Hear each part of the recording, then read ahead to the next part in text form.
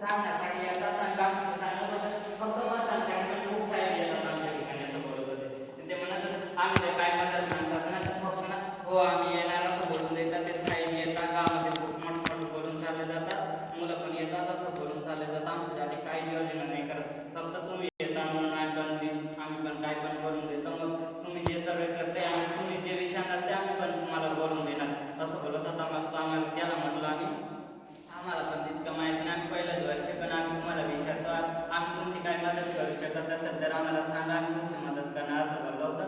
नंतर म्हणत आम्हाला हो आम्हाला मदत केली, एखाद दिवशी तुम्ही वकील बनून जा, आम्हाला एखाद दिवशी ओळखलं गेलं तर आम्हाला पण थोडीफार मदत केली, एखाद दिवशी अडचण लागली तर असं बोलत होतं.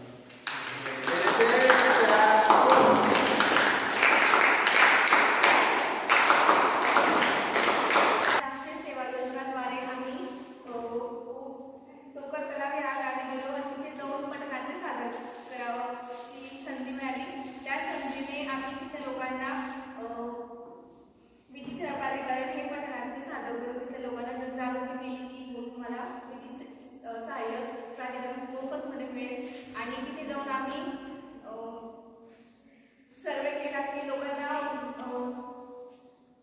कायद्याविषयी काय माहिती आहे का त्याबद्दल त्यांना जागृती केली आणि त्यांनी चांगला प्रतिसाद केला की हा आम्हाला माहिती, ज्या गोष्टी त्यांना माहिती होतं त्यांना आम्ही आवर्जून सांगितलं, ज्या त्यांना माहिती होतं त्यांच्याकडून आम्ही जाणून घेतला की त्यांना माहिती योग्य आहे की चुकीची. एवढा धन्यवाद. गावात सर्वे करायला गेलो तर तिथं पोलीस पाटील आम्हाला भेटले होते. ते बोलले होते की महिलांना जास्त आरक्षण भेटलं पाहिजे, याबद्दल कायदा बनवायला पाहिजे असं बोलले होते ते.